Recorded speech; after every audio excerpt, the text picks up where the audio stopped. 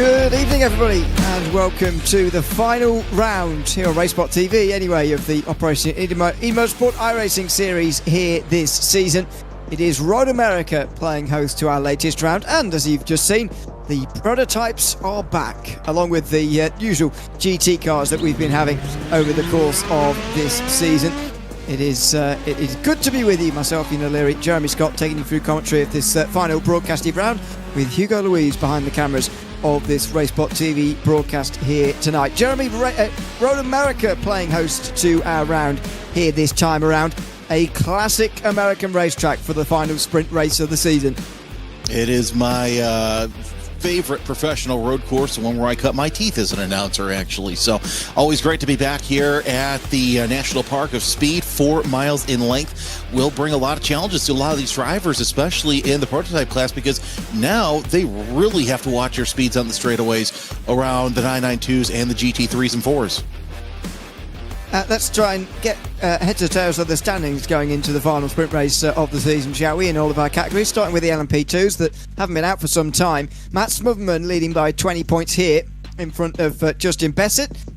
We've got Elias Roman just behind that. Jonathan Labby and Tanner Masters then rounding out the top 5. Jacob Little and Louis Rios tied for 6th ahead of Zachary Bates and Trevor H., the final of the 9 drivers to have scored points this season. Close in the 992.2 between Martin Wallace and Chris Glandon. Big gap back to Stephen Rayner, with Cameron Lackney and Tyler Goulamet rounding out the top 5. Elias Roman 6th ahead of John Solana, Zachary Bates, Louis Rios, Justin Bessett, who've also been in this category from time to time as well. You'll see some repeats here.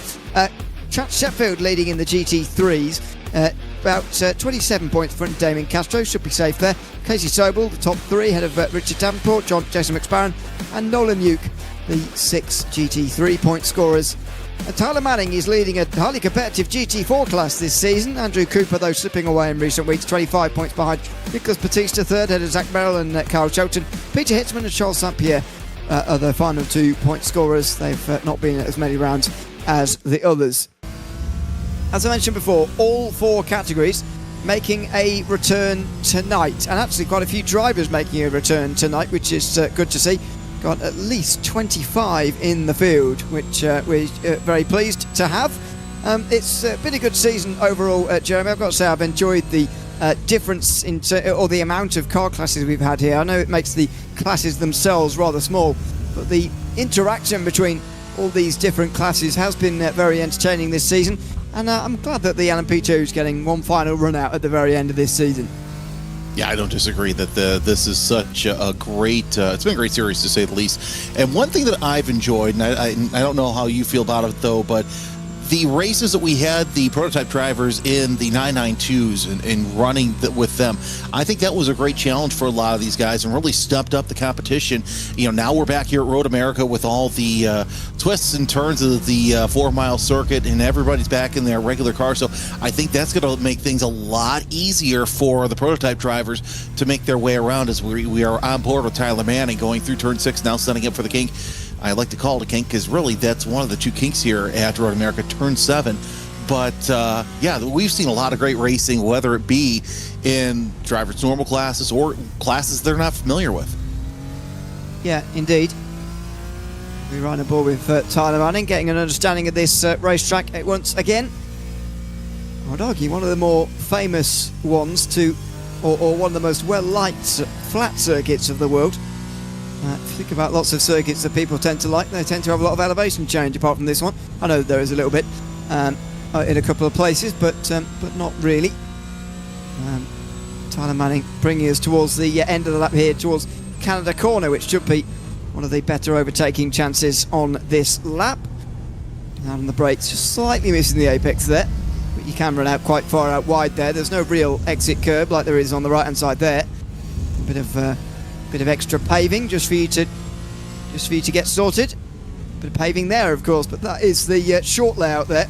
If you carry on straight on at turn 5, you can make this into a rectangle, and not quite the Indianapolis kind, but not far off from the track map. Here comes Tyler Manning then, up towards the top of the hill and over the start-finish line. It is a 15.9. He is the first GT4 to actually get on the board here. Louis Rios, last season's beneficiaries champion goes up to 4th position, just over 2 seconds off of the pole. Looks like Willie Wolf has taken the current pole in LMP2, which is unexpected, I think, to say the least. There we go, that's what we were expecting. Matt Smugman now goes to the top of the standings. I was going to say a 54.013. That is book it, hauling the mail around here.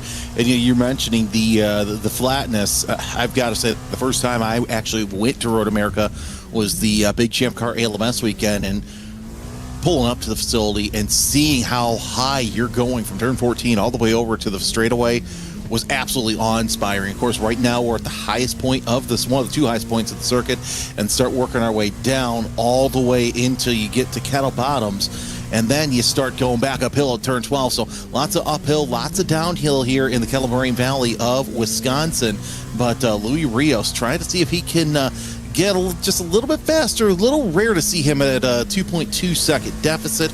But he is about 0.3 of a second behind Jonathan Labie and Justin Bissett, about a second faster than that.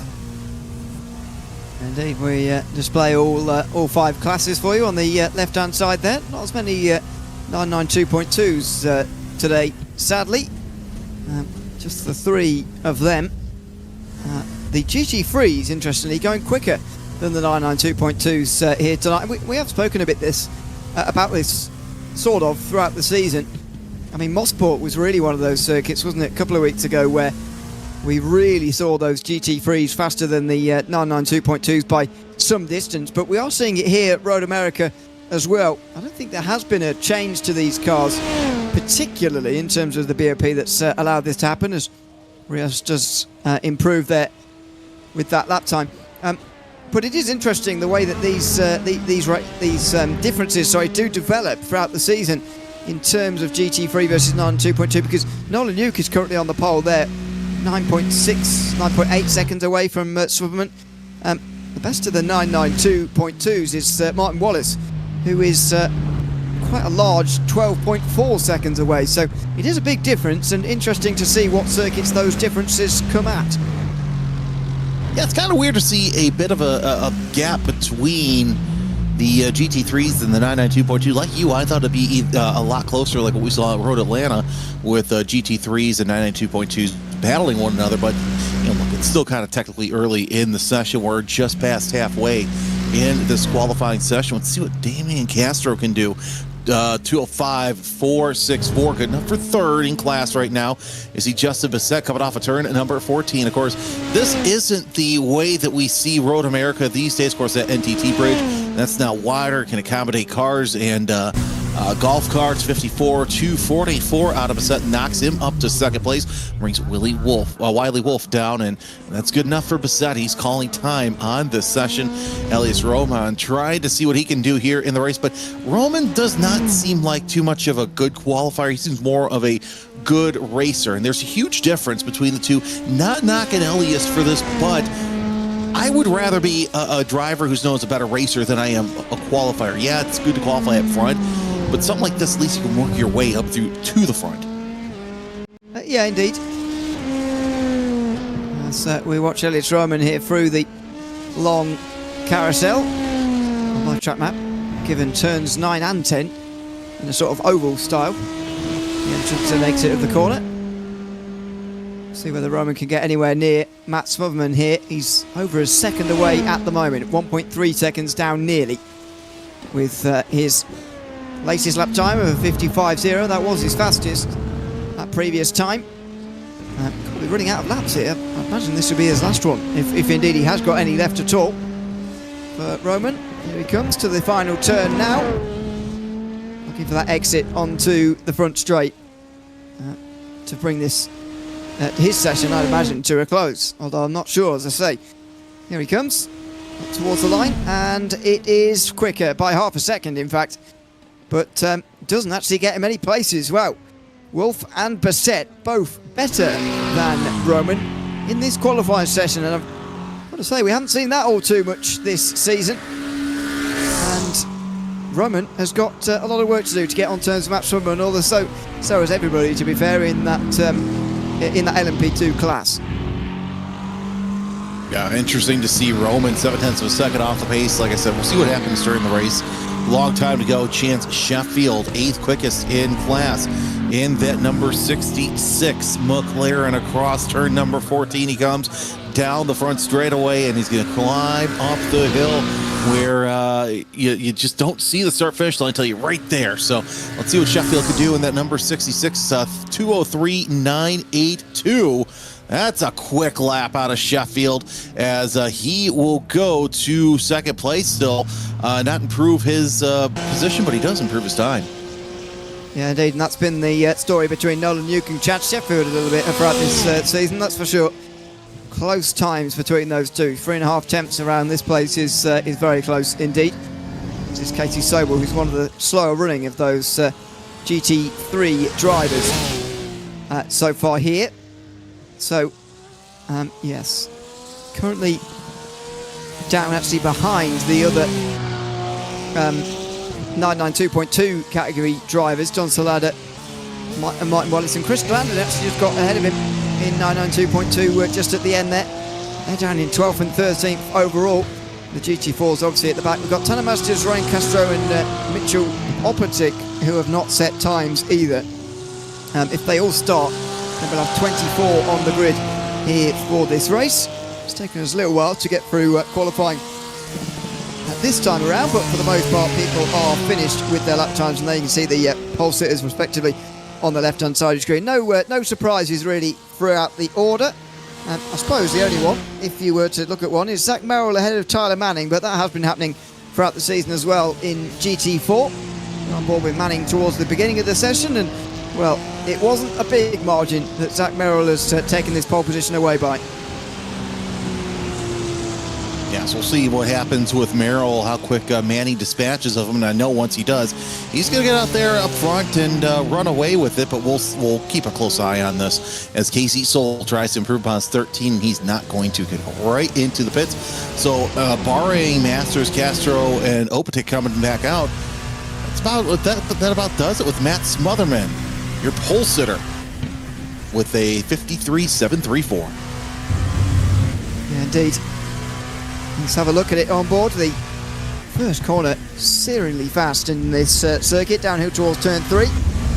Grabbing the apex on the inside there and avoiding the grass on the left hand side, which has to be done of course to avoid an off track around here. Very easy to pick up indeed. Down the hill towards turn 5. Difficult braking zone as a result of the fact it's slightly downhill here. Absolutely nails that apex though. Look at that line there through turn 5. Then up over the hill, blind crest here before you grab the apex at 6. Slightly miss it there, needs first gear in fact to get it turned in. Then the first of the kinks, absolutely flat through turn 7 in a LMP2 as long as you've got enough downforce on board. Then down the hill, again another braking zone. Again first gear being used to get the front turned in, so interesting the way he's grabbing for that first gear in an abnormal way. I would describe it as abnormal. He knows what he's doing, I suppose. Through the carousel, nails that exit and flat out through the proper kink, if you like. Turn 11. And then into Canada corner. Big braking zone here, big overtaking chance, but not a big braking zone, or not as big as it could be because it is slightly uphill. And then towards turn 13. And the final turn, which you try and open out as much as possible without clipping the grass on the left hand side here, and he leaves a bit of space on the table, but probably for the best. Clipping that apex there on the inside is probably more important, and he runs up towards the line and he will set that 153.7, and again no surprise that he's really taken pole there. To be honest, you look at that lap and you wonder actually where he could have improved on it really. Yeah, absolutely no surprise that Smotherman was able to take that pole. He's been doing quite well so far this season, so we will see how he runs during the race. And yeah, he only had a half second off of a set, so that's going to make things a little bit interesting as we run through this race. Yeah, indeed. We'll get to that in about 30 seconds time or so. Qualifying just drawing to a close. 21 drivers set laps here in this session. Hopefully we'll get all 24 who have been in the session practicing and whatever in for the actual race as well. But let's see, as always, with that. Should be interesting when we get underway. That run down towards turn number 1. We'll get to the race very shortly, but qualifying just time elapses. Very soon we'll be able to show you the grid ready for this race in a couple of moments' time. So Matt Smugman was with that lap that we just saw, takes the pole by half a second in front of Justin Bessett. Wally Wolf, the best of the Pro Ben drivers, third ahead of Elias Roman, then Jonathan Labby and Louis Rios sharing row 3. It's Mitchell Optic and Channel Masters then who didn't set times. Hopefully they will get onto the grid.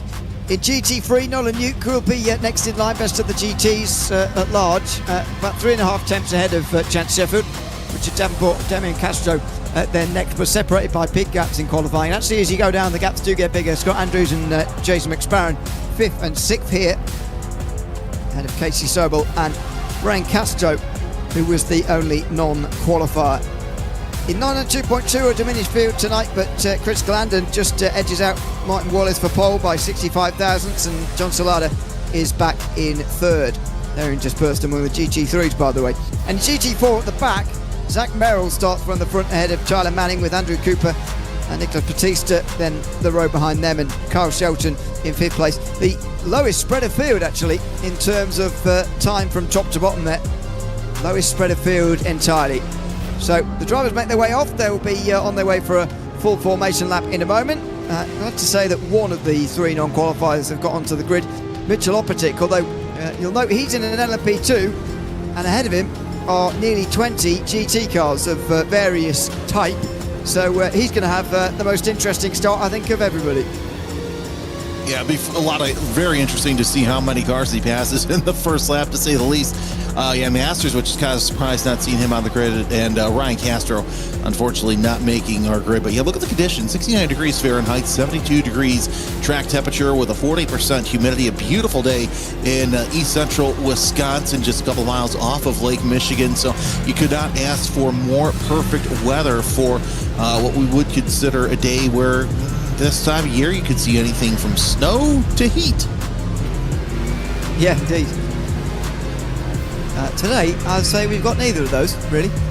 73 degrees Fahrenheit, it's low 20s in Celsius land, so nothing to be too concerned about, but we haven't really been concerned too much about that sort of thing over the course of this season. You know, these 45-minute races are a very different distance, really, to what you see very often. You normally see longer races, to be honest, or you know, multiple shorter races in an evening, but I think it's the right sort of distance for this series. I mean, since we sort of brought together the pit stop times a little bit closer, and we had a race up, I think it was at Road Atlanta very early in the season, it might have been the first one, and it was basically decided by a number of different pit stop things which were a little bit weird and hard to understand. Since we've brought that in a lot closer, we now know everybody has to make a pit stop, and you know, it'll be roughly the same at length of time. There is that strategy element to it as well, but that's been a good change to make, and it's provided good 45-minute races over the course of the season.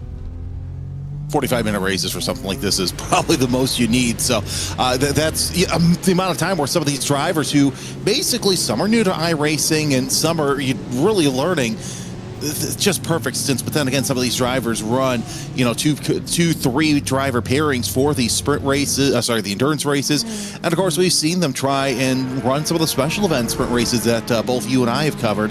Unfortunately, they haven't been in our top split, but either way, we're set for a good 45-minute race here around Road America. Yeah, indeed.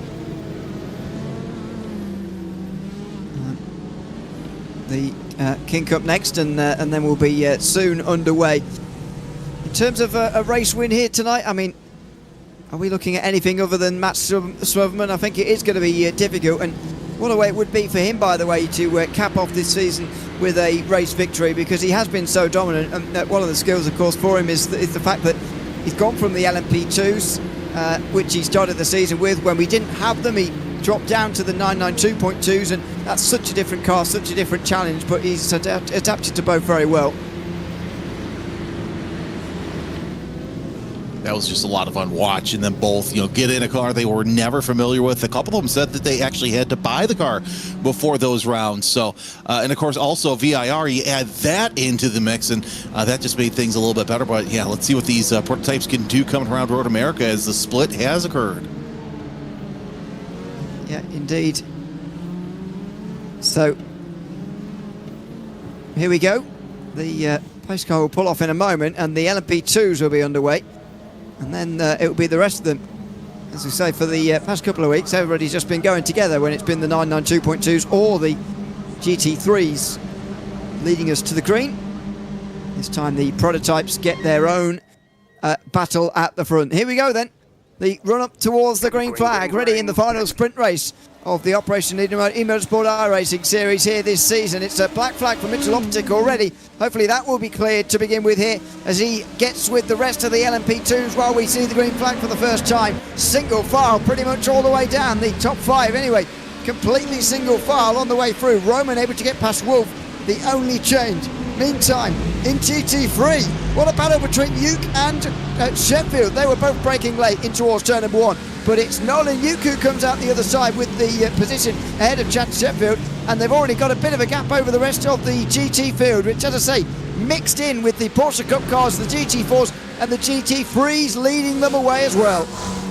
Couple of housekeeping items. I saw Tanner Masters coming out of the pit, so he'll be tail end Charlie here. Also, Louis Rios with an off and on coming out of turn number one. He's back underway, albeit about 1.5 seconds. Oh, that's a little bit of a slide there for Richard Davenport as he comes off and gets back. I'm sorry, that's the 87 of John Salata who goes a little wide there going into turn five. That's very easy to do through there as you're watching Davenport hold off trying to catch up to Scott Andrews, I should say. Trying to get my wits about me here on the start, but the 17 mixed Apex Racing Mercedes looking nice and tidy so far during this lap. A little bit more dust picked up, but look at this. Smotherman having a tight battle with he and Bissett early on.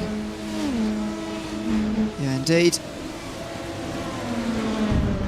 Close in towards Canada corner, but Bissett too far away from Smotherman this time around. It is a long race. He's, I think, got a first focus on just staying with him. I mean, if you look at the qualifying times that we just had in that in the last session there, you realise that it looks like Smotherman has a real gap over the rest, and there's a spin in the background from, it looks like, who was that there? Jonathan Labby spinning in the background. So he drops from the top five down to seventh now.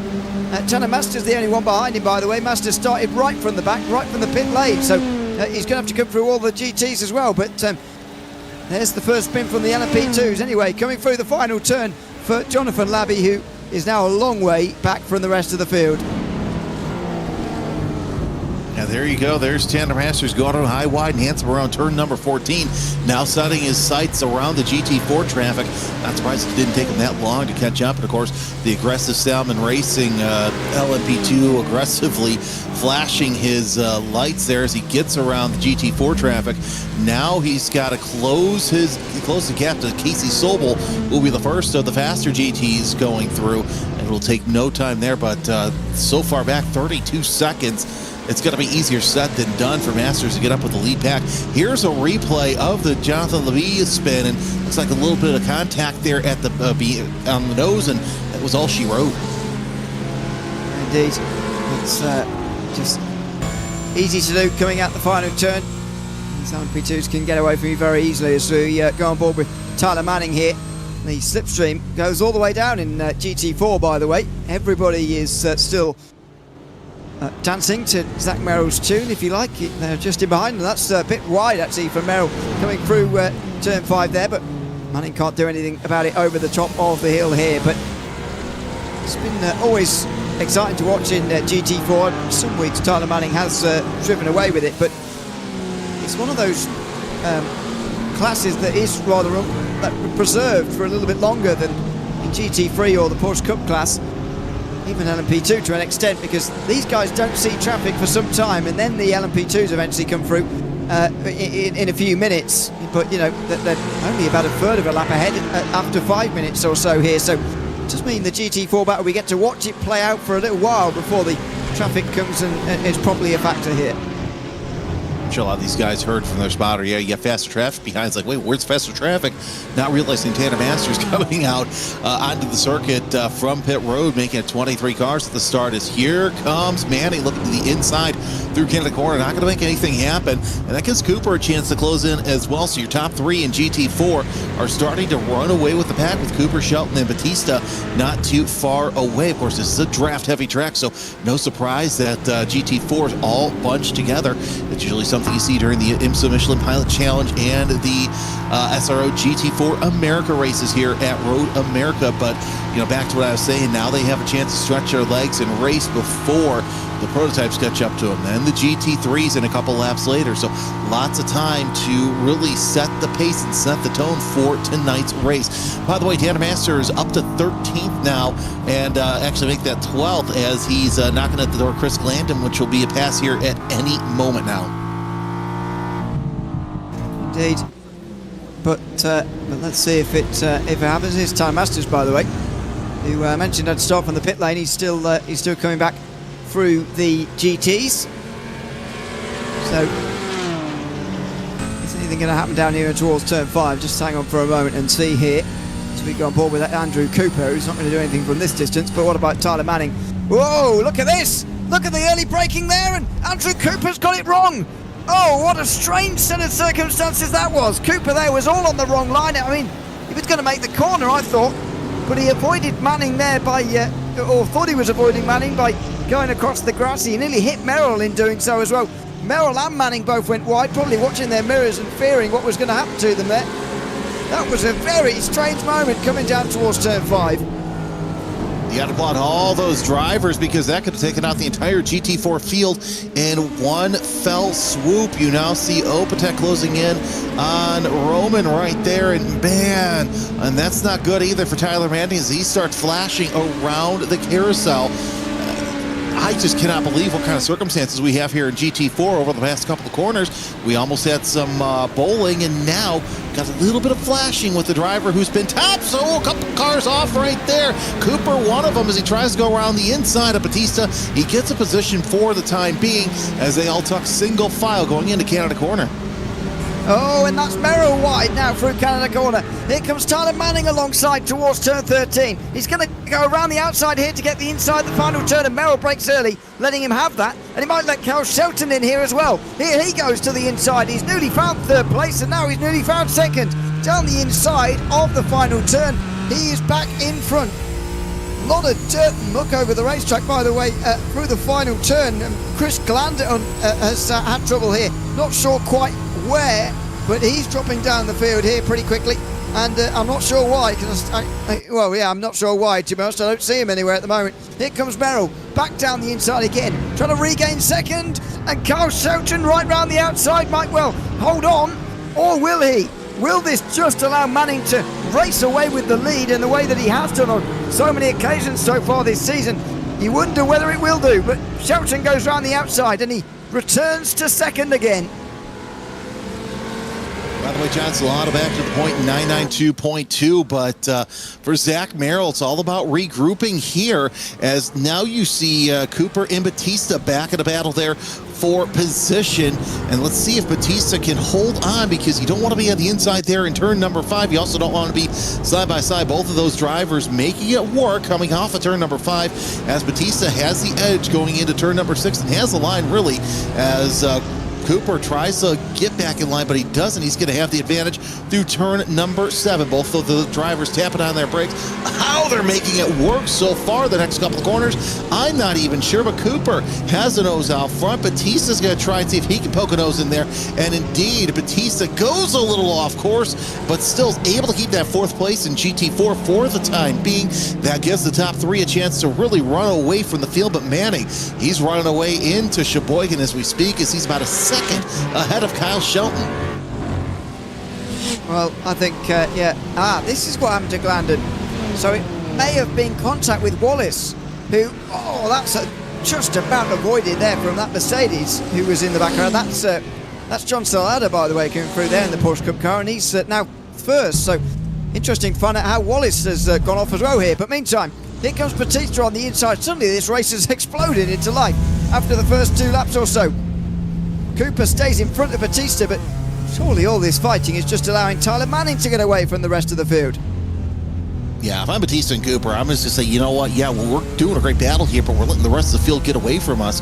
What could be a good finish. Now, granted, they can keep up throughout the race, but still, if they keep going, neck and neck throughout this race, they're not going to be able to catch up with the rest of the GT4 field, and they're going to get around them as Batista gets to the inside of Cooper down the front straightaway. He'll have the line heading into turn one. Really, this is basically the race so far throughout the field.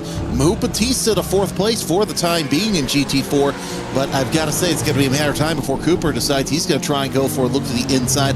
Would not be surprised to see if he could try it in turn 5. He knew that the earlier passes he made a couple laps ago, or at least pass attempt I should say, did not work, so now he's got that in the back of his mind. Okay, what am I going to do? By the way, I think I just saw some LMP2 traffic right behind this group. You did indeed. That is Matt Smotherman, who's 1.7 seconds in front of his rivals in that class. Leading, oh no, and Batista's off now through turn 5. Difficult braking zone, and that has been proven to us right now. Andrew Cooper goes straight through into 4th position. So, that's a freebie. Cooper moves up a place. But there's a look back from Batista, as he's now the first one to be engulfed by LMP2 traffic. So, 10 minutes of untouched racing there in GT4. Oh, and Batista's off again. He's really struggling now. But now the LMP2s are onto them. We'll see how this affects the LMP2 race. It feels to me like this is the only chance Justin Bessett's really got here to actually get back on terms with Matt Smotherman, because on pure pace this isn't happening. And at the moment, Smotherman might be just slowed up through the kink here. Bessett, though, won't be. And it's only minor, so Bessett will only gain a little bit. Oh, Smotherman's off! And he's through the grass! Through the twisty part of the circuit towards Canada Corner. They've had a miscommunication, and Smotherman's into the side of Bessett now, trying to rescue his lead, trying to save this lead here, and he's just about done it. He cuts in front of Bessett now, but that was quite a moment, and now he's boxed in behind the Cayman. Now Bessett's going to get the race lead, and here comes Mitchell Oppetic as well, who's tied from the back, by the way, of LMP2. He's right here now.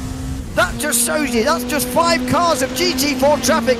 That's how much it can affect you. Here comes Mitchell Oppetic now on the front straight. He's getting in the slipstream, and he's going to pull alongside Smotherman, who's still got the slipstream of Bessett here, who I think should have maybe pulled over there and allowed Oppetic some slipstream. But he might go for it anyway here, side by side. There nearly is contact, and Smotherman somehow is down to 3rd place in that exchange.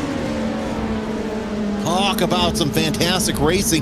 I was going to say, the last time I saw a move like Smotherman made there in Kettle Bottoms, I was working the corner station there, and Audi R10 went 4 off for a pass there. So I've seen it done before, but I haven't seen it like that where you're losing 2-3 positions. But either way, still plenty of time for Smotherman to try and make up some time. But Bessett gets that clean air, gets through. But here's the thing, he's going to be the first driver to catch up to GT3 traffic. But Smotherman is not done with Opetec just yet. He's going to try his best to see if he can close in on the number 60. That's Smotherman sitting back there, closing 1 car length going into turn 8, but Opetec has a better braking zone here going into the corner. That's given Bessett a chance to open up a 1-second lead so far as they work their way through the carousel. It is downhill. It is absolutely fast and flying. Now that you get the good run coming off of there for the kink, you want to make sure you're flat out. This is about the time when everything is working nice and right, and indeed everybody flat out. And there you see in 4th place Elias Roman closing in as well. Yeah, there's 4 in this now, and there's a GT3 on the inside there. Oppetic goes wide. Here comes Smotherman, regaining one of those places in a rain of gravel. He's just about on the inside there, and he can't get through. So he has to stay behind. And look at this now. Oh, Roman was nearly down the inside. This is a remarkable turnaround. Just moments ago, Smotherman was a second and a half out front and looked in control of this race. And now look at the fight he's embroiled in. This is very, very unhelpful, really, for the previous race leader. Of course, that's given Roman a chance to close in even further. It was 1 second last time I looked. Now it's half a second. So that gap has been cut in half. And I'm very surprised that Smotherman could not take advantage of Opetec taking a couple of wheels off into the gravel trap there in Canada corner. Now Opetec opens up a bigger gap. This is just very strange to see Smotherman falling back like he has. Normally he's able to regroup and get up there at the point. Now Elias Roman is closing in again. You've got also the battle for the 992.2 second place between Glandon and Salata. Remember, Salata had that issue in turn number 1, and of course he's losing ground just a little bit to Glandon coming through the carousel as the LMP2 traffic will shortly catch up to this group, but still lots of dust, lots of grass being picked up by the second place driver. Indeed. There's obviously a lot of chances to do that around here. Top of the screen, Martin Wallace is back in the lead again of the 992.2 category. And that's a battle, by the way, with who is that behind him? Oh, sorry, that's Chris Glandon with John Salado, rather, in second and third in the Porsche Cup class. I was going to say, Wallace has got a GT3 right behind him, and that's Damian Castro. But Wallace is back to the lead in the Porsche Cup category as of not that long ago. So that's all three of them having been in the lead in the last 15 minutes, and now the last of them, John Salada, is into the pit lane. So I'm not sure whether the loss of the lead has anything to do with that, but nevertheless he is into pit lane. And that says a lot about the race, I suppose, that all three of the drivers in that class have led at some point already, but I suppose that announces to the world that the pit window's open now, and it's maybe a reaction to these LMP2s coming past that Solo's coming at that moment. But anyway, he clearly believes that he can make it to the end from here, and so we might start to see a few more in. Yeah, I mean, I could see, coming in with about half hour left to go in the race is Kyle Shelton, high, wide, and handsome around Zach Merrill. So Merrill's fallen back to fourth as somehow Andrew Cooper is up to second place. Well, I know how that happened. Look at how far the gap between Manning and Cooper is. It's 5 seconds. So now it's basically who's going to be on the podium. It's a scrap for that, as Tyler Manning is no longer in Sheboygan, ladies and gentlemen. He's down in Waukesha at this point, head towards the state line, and hopefully he's got a case of spotted cow through there as well. That's a helpful slipstream for Batista. Himself back ahead of Shelton, but look at the lead that Tyler Manning has now been able to get. There was a fear that this might happen if the group really exploded into fighting like it has done here. And it has allowed Tyler Manning to get away at the front of the GT4 field rather nicely. More than 5 seconds ahead. So you can imagine he's on his way to a race victory there. Although we're a long way till he can clean that up for good. Justin Bessett is just about to encounter a little bit more traffic at the moment, and he's being caught by those behind him as well. Mitchell Optic and Matt Smotherman not that far away. The gap's only a second. Bessett next up has got the leaders of the Porsche Cup category, Glandon and Wallace. There they are, along with Damian Castro, who's just got past them both as well. So in the same way that Smotherman was tripped up by GT4 traffic, then the same can happen to Bessett with these three. Oh, well, maybe not. They're coming into pit lane, and maybe that's the reason. Smart to come in when you're closing in on traffic, as your top four all decide to take the answer the call to pit. Willie Wiley Wolf also coming in. Let's see if Rios does the same, as you see Opetec coming into his pit box. Bassett, it's still the rest of the LMP2s yet to come in. Come into their pit box, I should say, as they're all working their way through the long pit road. And look at the angle that Bassett has, as who was that that backed in? That was Roman. So once again, pit troubles for Roman as he just misses his marks. So important in these races where there's only one pit stop and it's only a short stop to not do that. Here's Smotherman. Can he get out first somehow in front of Bessett? No, but he will. Oh, it's going to be close. Going to be close on the exit with Opetec. Oh dear, that was close with the Opetec there. That's Tanner Masters who goes past them all into the race lead at the moment, as one of the Porsche Cup cars rejoining. Just gets side by side with Opetec as well. In the end, the stop time's very uniform across the board, and that's what we have seen throughout the latter part of this season since new rules were introduced. But Smugman for a moment looked like he might be able to get out in front, but not quite as it turned out. Here comes Mitchell Optic into the slipstream of Justin Bassett. Can he maybe strike early? Strike while he's not quite up to speed here, not quite figured out what's happening here. Here he goes down the inside. He's quite late on the brakes, and he's given a lot of room by Bassett. Mitchell Optic is up to second, but what that means is really the net race lead here, and Smugman's not wasting time either. The two former race leaders now fighting only for second, side by side through turn 7. Oh dear, that was close for Smugman on the outside, but he has to back out again. And again, he's further away from the race lead than where he started. That's a little bit of an off right there by Casey Sobel. I thought we had a prototype off there for a second, but Sobel goes off and lets the rest of the prototype field go by, as now the aggregate leader is Mitchell Opatek. That depends on if Tanner Masters decides to come in. Remember, he didn't have to do an entire pace lap, so he saved at least a couple of laps worth of fuel, but he's 3.3 seconds ahead of these guys here. And here comes Smotherman trying to bob, weave, find any way he can to get around Bassett. Does not, getting into Canada corner, and a little bit of an off for Opatek is now he comes into the fight for second place overall. Opatek, Bassett, Smotherman, 2, 3, and 4. Here comes Smotherman to the outside. They're going to make contact going into turn number 14. Now what you need to see, he's going to go deep into the gravel, back onto the course, and that's going to give Elias Roman a chance to get up through the field. Now Opatek only has to worry about Bassett. Tanner Masters comes into Opatek, now the leader. Goodness me. That is such a big moment in this race now. Oh, look at him flashing the lights as if Bassett could see that. I don't think he would be able to see even if he was looking for that. But wow, Smugman not pleased with the contact made there. And you know, this is the sort of fight, to be honest, that has been missing from these other drivers when taking it to Matt Smugman over the course of this season. Yes, side-to-side contact, and I believe actually Smugman was forced off the road there, to be honest, coming into the final turn. But this is the sort of fight we've been missing out on this season, that I feel, you know, seeing the faster driver get out front and just race away has been a common theme in LMP2, but not tonight at all. John Salada goes for another spin in the Porsche Cup class. Not tonight, that is for sure. And Opatek and Bassett, I think, are finding out what happens when they do take a bit more of a fight to the race leader. Here's the thing. I think, Ewan, this is one of the few tracks that the LMP2s have had actual old style facility. You know, they were able to do that at VIRs. We take a look at the replay with Matt Smotherman, and yeah, he definitely was shoved up as Bassett tried to go for the line. I don't know if he didn't realize that Smotherman was there or didn't think that he would be able to make contact after trying to make a block, but either way, Smotherman loses a lot of ground there, but he is trying to gain that right back, so we see another angle.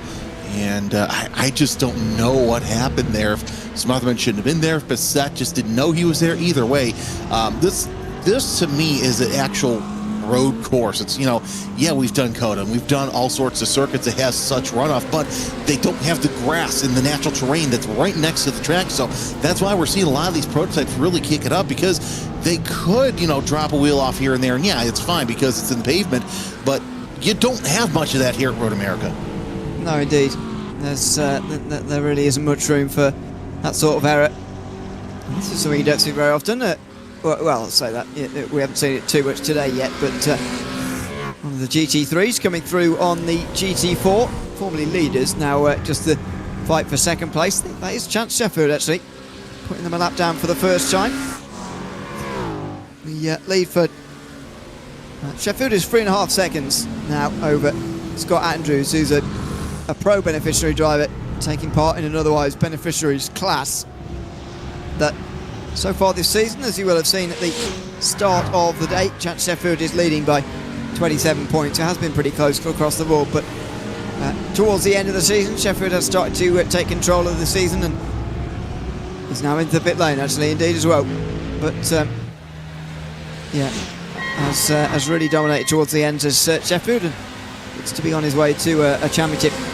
More than half this race complete now in the 45 minutes. We've seen a lot of action in the first half, and a lot of this action I feel is unresolved, especially in LMP2. We're having a fantastic fight for the race win, but we've also got GT3s down on pit lane right now as well. Good to see it there finally coming into the pits of Sheffield Davenport. both into the pits. You see on the right-hand side of your screen, also Castro coming down pit road, making that long launch in as Chris Glandon comes into the pits from second place in the Porsche Cup class. And we'll see if Merrill has anything for Cooper here going into turn number 5. Too far away to make anything happen. It'd probably be a desperate move, especially near the end of the race. But single file for second. I'm back for GT4. You see the Sheffield in the McLaren coming out of the pits, but working their way around turn number 6. It's the GT4 class, and I just can't believe we're already up to 8 seconds between Manning and Cooper. Tyler Manning has really put a stamp on this GT4 class. But even today, I'm just sitting back in shock and awe about how good that number 14 Cayman has been all day long. Yeah, I mean, we saw earlier when there was a proper group going for this, just what could happen. I think Tyler Manning, same as really what has happened to Smugman in LMP2. I think Manning was beatable tonight, but when you have a gap like that, when you build a lead like that, yeah, it's very difficult to bring it back again. But this is the way of these races. They've got multiple different outcomes and a way of reaching that outcome as well, but we only get to see one of them. Here's Zach Merrill. He's just gone wide through Canada corners. You just saw him. Cal Shelton seemingly just followed him a little bit through there in the GT4 category, so they're a bit more spaced out now. Matt Swillman, though, is really making a march here as the GT4s come in. Elias Roman will be looking over his shoulder because Smugman is one of the fastest, if not the fastest, LMP2s in this field, and he's on the march now. Here he comes, looking for third place again. He's got the fastest lap of the race so far with a 54.337, as now he closes in on his longtime adversary this season, Elias Roman. It doesn't matter if it's the Cup car or if it's the LMP2. These two have had some great battles all throughout the season as the entire GT4, the rest of the GT4 field comes in for service. We'll see how long it takes until these drivers come out, and I think one of them at least taking tires, and that's a little interesting as you see your class leader Tyler Manning coming out 20.6 seconds. The stop right there. So last pit stops working their way through as Nicholas Batista will be coming out here shortly. Cooper will come out in second place. Merrill and Shelton second, third, and fourth, as you see Shelton kind of warming up his tires just a little bit before he gets onto the circuit. Has to really is straight into battle in GT4. Cooper, Merrill, Shelton, all really fighting for the same track space. Now, in GT4, as in LMP2 actually, the time that you're stopped anyway is covered by a fuel stop, so you can make a tyre change, but over the 45 minutes is just so unnecessary for most, although we have seen it from time to time, just not too often. Here comes Smugman again on the top of your screen with Roman. Up to in GT4, getting back up to speed as Roman decides not to dive down the inside of Tate there on that McLaren, and Smugman forced to wait again as well, although now he's going to go, well, he's going to be boxed in. Roman round the outside, Smugman trying to go on the inside, but there was a McLaren there. He's got to be really frustrated with this race, and at 5 seconds to the leader, I'm not sure this gap's going to come back again. I think Smugman's best he can hope for is a podium. I think Smotherman was trying to see if Sheffield's going to go high there. That way he could split the difference. Let's see what happens going into Canada corner. And it's a little bit too far away to make anything happen. But he's going to try and make it happen to the inside around Canada corner. And they're side by side as Elias Roman drops a wheel or two off. That's going to lose some momentum for him. Smotherman, though, he has to go around the high line around turn number 13 through the Bill Mitchell bend. And he's going to get the nose out front through 14. Pitches off Roman. And he's going to get that third spot. What a fantastic move. And something I was thinking too, Ewan, is this track does not eat up tires like most tracks. So really, if you were to take new tires, you're going for fast lap as Roman goes to the outside this time, heading into turn 1. And of course, they have some slower traffic up ahead that they've got to worry about. So if they're going to make the move, they've got to make it soon, or else we're going to see this battle go more and more throughout the race as Smotherman does another great defense on Roman. Absolutely fantastic defending here from Smotherman, regaining this place and keeping it decisively at the expense of Elias Roman.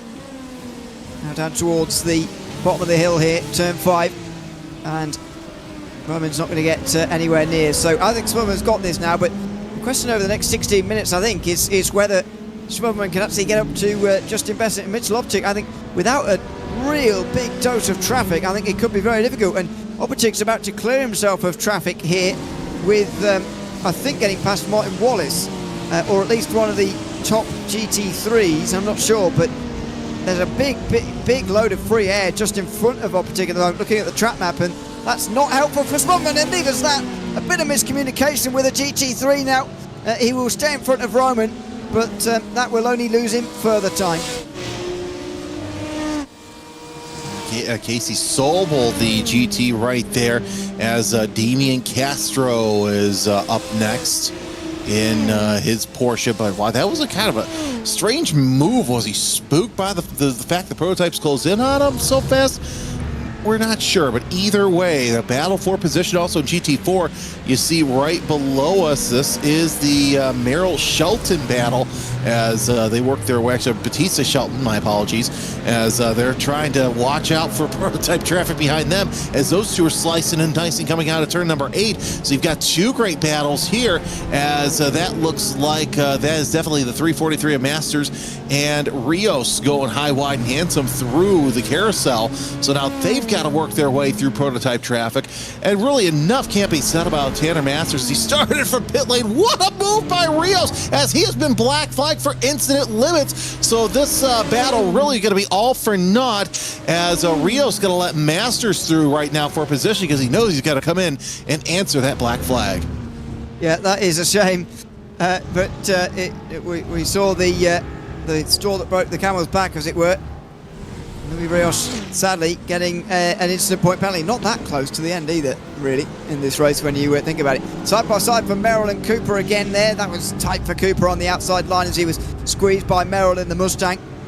Now here comes Andrew Cooper. Raining gravel coming out the final turn here. Happens when people go off the road. See whether that McLaren can get past them. Oh dear, even in the slipstream, Cooper in the McLaren going nowhere compared to the Mustang, and that's never helpful at Road America. Some of the big passing zones, especially down towards turn 5, come after a very long straight, and so if the McLaren can't actually gain any speed even in the slipstream, then he does have a big problem. Yeah, the slipstream's really going to help these battles out, and really if I'm Batista and Shelton, knowing the time that I have left, I would definitely, once again, like I said earlier in the race, just tuck in, not worry about passing one another so that you can fight for a podium position, because really unless something happens to Tyler Manning, the GT4 win already signed, sealed, and delivered. He's on the tri-state, and he's just about ready to cross the cheddar curtain into Gurnee. Ride some of those thrill rides over there.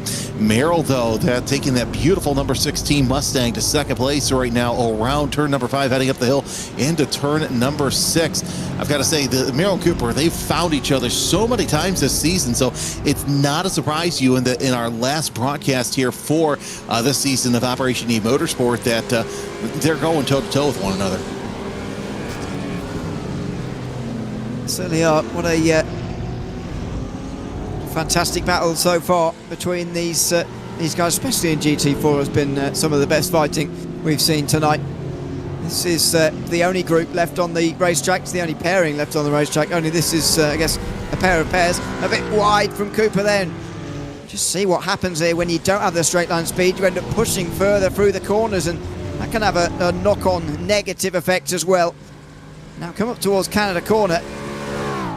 All of them, I think, are going to stay in line, but I'm not really sure how Cooper can see a way around this. I mean, he's got to get past somehow on Merrill, and he has been challenging in the final turns a little bit more, which is where he probably needs to do it.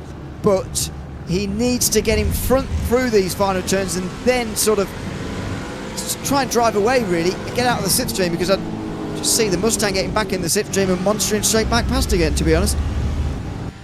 No, and that's the thing. You've got the high-end grunt of the Mustang. You see how Merrill's opening up a gap to Cooper right there. Cooper really good at the braking zone. That McLaren's very stout there in the corners, but you've got 4 long straightaways where Cooper just cannot compete. It feels like he's got one arm tied behind his back as he's trying to get up there and get into that second spot on the podium. But it's going to take, like I said, it's going to take some sort of divine intervention for Cooper to be able to catch up to Merrill once again. Maybe a slip up here and there, but Cooper doing what he can here and through Sector 1 in here are the closing stages of this race. Not long remaining now in this race. 11 minutes.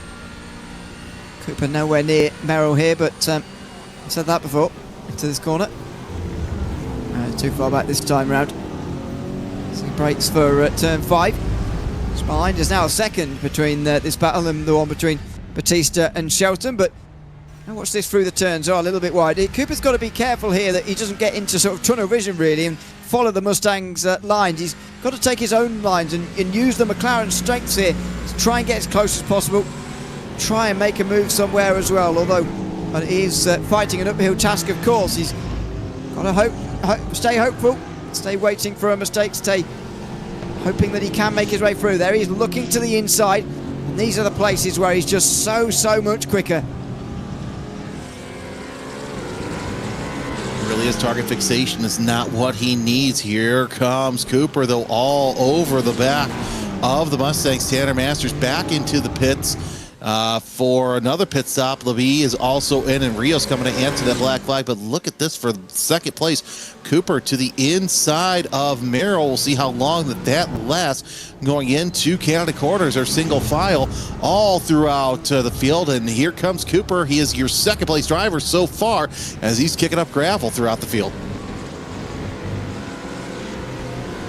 So can he keep this position now? He defends into the final turn, but surely that's only going to allow Merrill to get the better run anyway, and he's surely going to be able to get through. The question is whether he can get clear or not in towards turn 1, because he's going to be shown the outside, but oh no, he's not. He's going to be shown the inside. That is an unusual one, but maybe Cooper gave up anyway. Look at the speed from the Mustang here. Cooper can't even stay alongside, even if he had pulled to the inside there. He would have hoped to stay alongside through this first part and then maybe dive again at 3. Oh, he's got a bit wide there as Merrill. Here comes Andrew Cooper, but no, not into turn 3. He's going to wait by the looks of things as they stack up behind. Batista forced on the defensive from Shelton. This is having a knock-on effect down the group here. So it's a good exit again from Cooper. Oh dear, as Salada goes off the road in the background. They've got that to worry about here, these guys in a moment as well. That Porsche Cup traffic coming up. Here comes Batista. He's very close to Cooper, as Cooper is close to Merrill. Will he maybe go for a dive here? Andrew Cooper on the brakes. No, he won't. And now he, even more so than before, has to worry about Nicholas Batista behind him. Oh, what did I tell you? If Batista and Chunt were able to catch up, they would be thick into the battle for the podium here as you're seeing Tanner Masters closing in on this field, working his way around. I'm sorry, that's Opatek, your race leader, so he's really got to be careful because he's got Bissett all over. Look how close that Bissett is this time. He's about 2 seconds behind, so Opatek really needs to make sure he tiptoes his way around GT4 traffic and trying to make sure that Bissett catches at the wrong time. But Bissett, he's going to be able to go high around the carousel for the time being. Does he get around? And indeed, he's going to get around Cooper, who was a little high through the middle of that corner.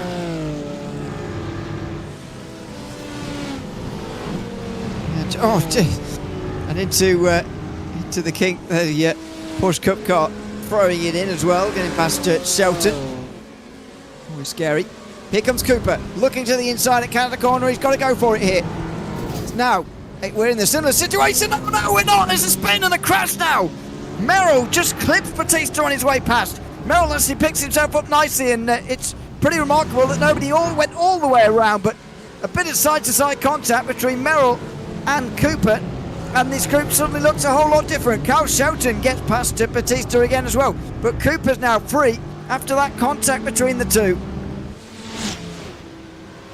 Mark my words, I think Merrill's still in contention for a podium as Shelton and Batista fall right into his lap And you see how Cooper's opened up a big gap because of this. As we watch that replay, and it looks like that back end just steps out just a little bit, makes contact with Shelton, and everybody able to get away with no problem.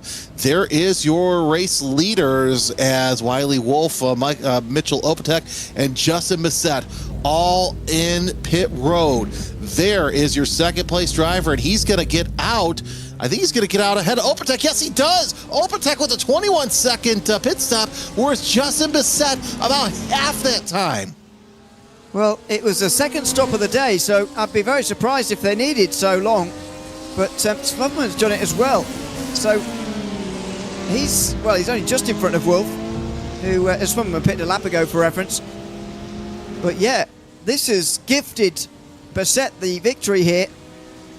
Now, did Opatek take tyres by accident or something, making that so long, that stop? Or was that just a miscalculation fuel-wise? I'm not entirely sure, but given how early they came in, it was inevitable they'd have to come in again for a little bit more fuel, but they wouldn't need all the 20 seconds, and I think Justin Bissett has shown that here.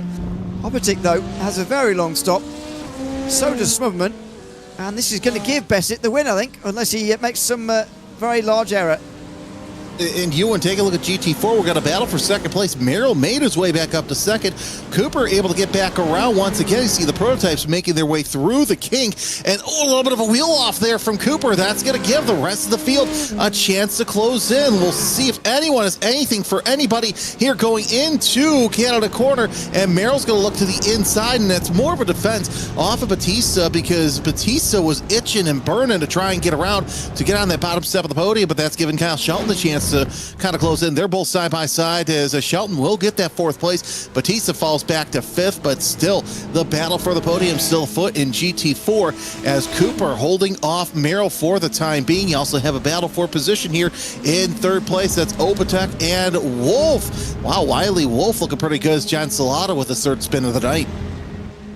Whoa, and it's right in front of the GT4s. Oh, and they don't all avoid. Well, we've had word through that they've got black flags now, Batista and Shelton, and well, that maybe did the last bit of damage for them. I'm not sure, but well, that's pretty terrible, unfortunately, for those two, who will now finish fourth and fifth in whatever order. Cooper and Merrill will continue, though, to fight it out for the win here. It looks like Merrill's actually got a bit of damage to the front end of his Mustang. You wonder whether that's having any effect at the moment, as he comes towards the bottom of the hill here, and the turn 5 on the brakes, and he can't get past Cooper, who I'm surprised, to be honest, hasn't got away yet. I mean, he's, I think, faster than Merrill, and certainly through these corners as well you'd expect him to be, and now Merrill's got a bit of front end damage.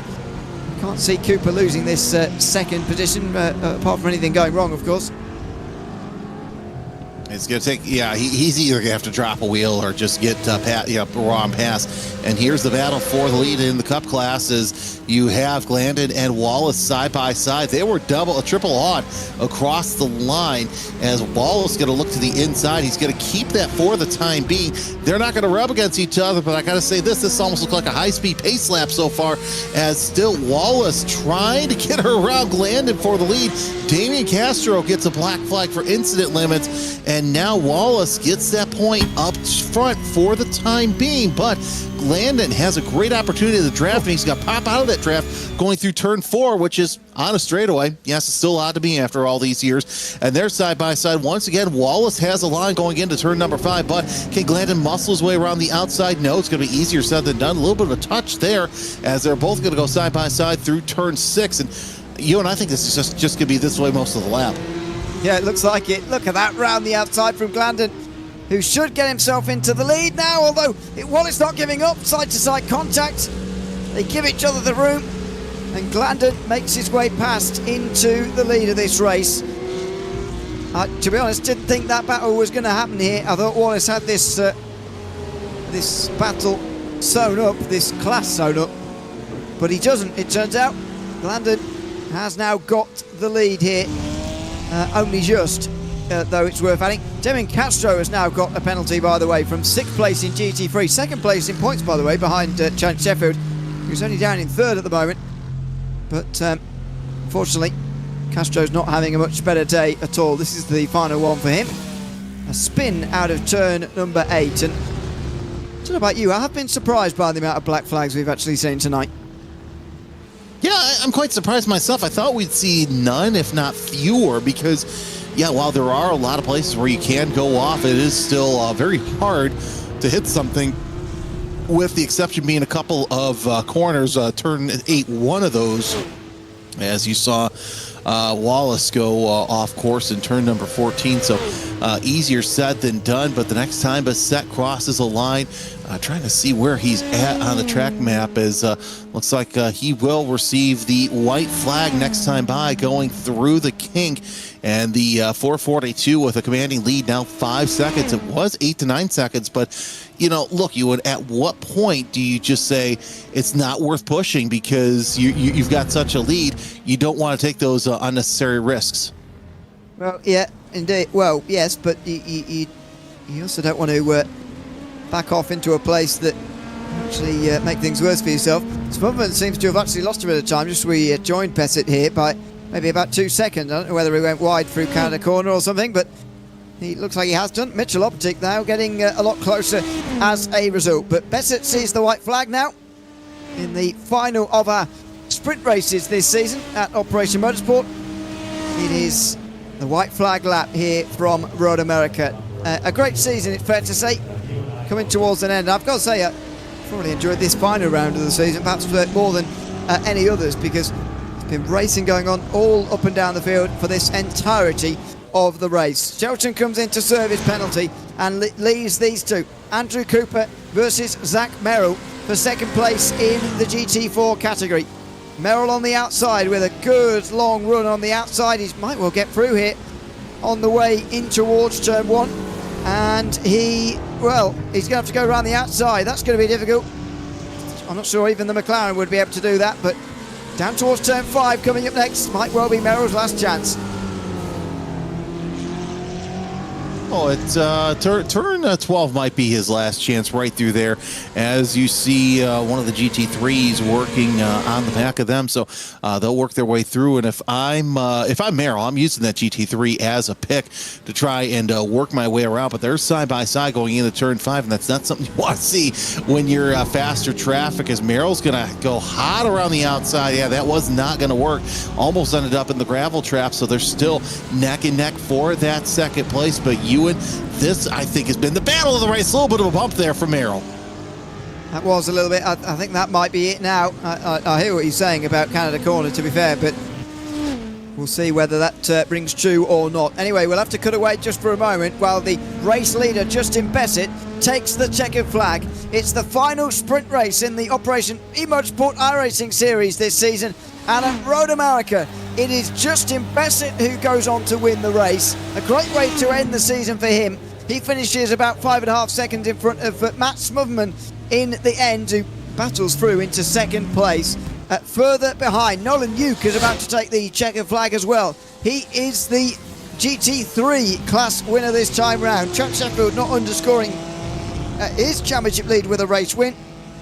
Instead, it's Nolan Uke who's going to take home a very comprehensive win. Look at this, nearly 22 seconds ahead of the rest of the field. Very, very impressive indeed. Nearly as much as Tyler Manning, who's going to win here by about 16 seconds or so. Zach Merrill's gone off on this last lap, so the battle for second is not really a fixture either at the moment. Cooper's going to finish there, and in fact Merrill's going to drop even further away than that. We'll check in with the Porsche Cup cars a little bit later as he comes across the line, Chris Glandon. But there'll be a stopped GT4 around here somewhere. And there's a stopped GT3 actually as well. Scott Andrews that's maybe been involved in this with Zach Merrill, who is limping around somewhere. I can't quite work out what's happening to the leaderboard at the moment. I think Scott Andrews is dropping down the field rather rapidly. And I think it's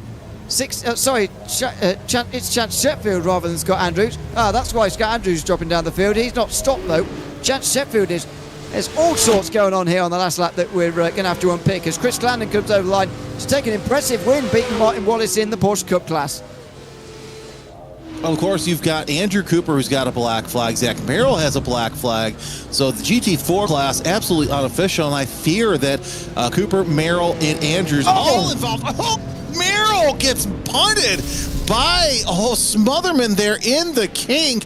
And that was a yeet more than it was a punt, and Chance Sheffield struck Merrill right there. So then what happened to Cooper? I'm sorry, what happened to Cooper there? Because that was a lot going on here. Oh, so there's Chance Sheffield. Comes through and absolutely smacked Zach Merrill. Cooper's, I guess, just survived, I guess. I don't really know. I guess, there he is. He just survived, I suppose. And Cooper went on to finish second place. Andrews, looks like runs out of fuel here. Scott Andrews nearly gets crashed into as everybody's coming to the line. And it's not a helpful run to the line either, is it, if you're running low? I think, though, that is it. That's all to the story there. It's Justin Bessett who wins a wild final race by 5.7 seconds in front of Matt Spudman. Mitchell Oppertick rounding out the top three. Wiley Wolf finishes fourth, best of the pro Ben drivers in the LMP2, ahead of Ellis Roman. The top five, Jonathan Labby, Tanner Masters and Louis Rios, the others in the field. GT3 was headed by Nolan Nuke, who ended up beating Jason McSparron to the line because Scott Andrews dropped down to fourth behind Richard Davenport as well, and Chance Sheffield didn't actually get to the line there, also promoting Damien Castro to the top five. Casey Sobel was also one lap down. Ryan Castro never raced tonight. In 992.2, Chris Glandon passed Martin Wallace quite late on there to win, ahead of John ahead of John Salado. That was it in the field. He was 5 laps down by the finish. And in GT4, Tyler Manning wins by 45 seconds in the end, ahead of Kyle Shelton and Nicholas Batista. Andrew Cooper drops down with he must have had a black flag because he's dropped down a long way as well. The fourth, Zach Merrill had to tow on the last lap because of that absolutely humongous accident, and so he drops to 5th position at the very end.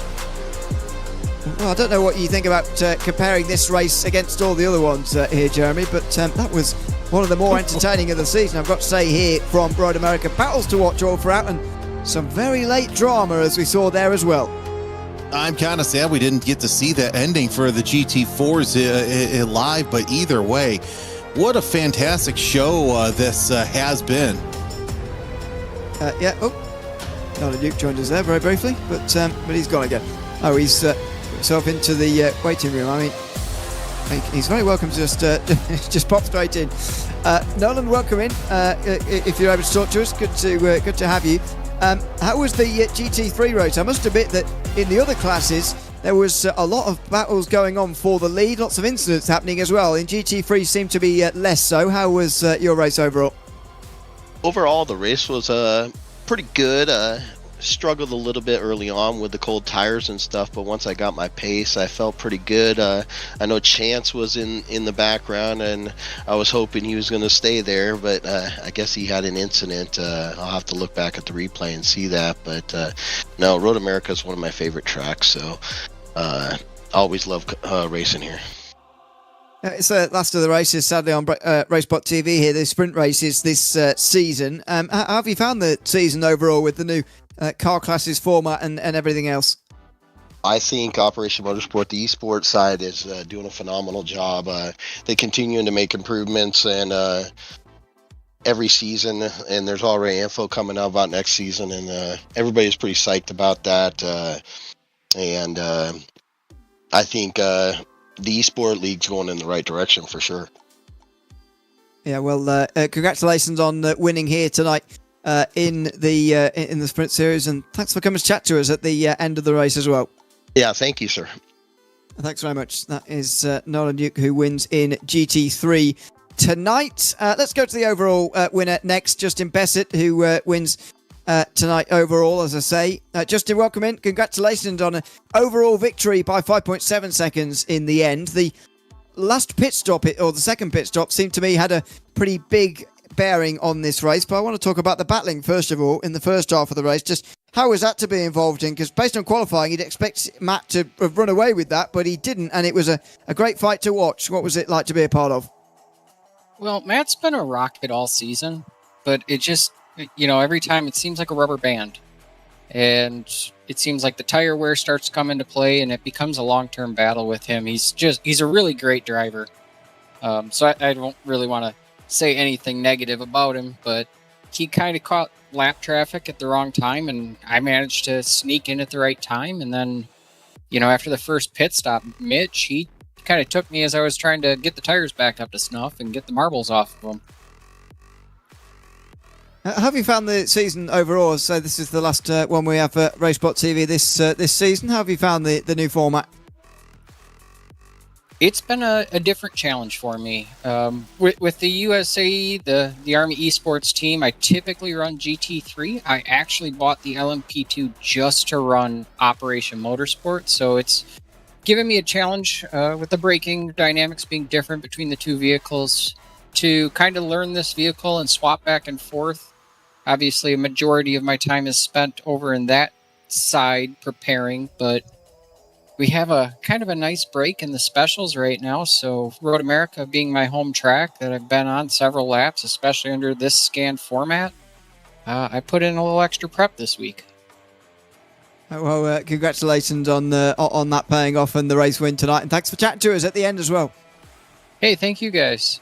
Look forward to talking to you hopefully in season 13. Absolutely. Thanks very much. Justin Bessett, the winner tonight from Road America. Overall, let's go to 992.2 if we can, to Chris Glandon, who wins that category. A great late pass there to win our Porsche Cup category. Chris, welcome in. Congratulations.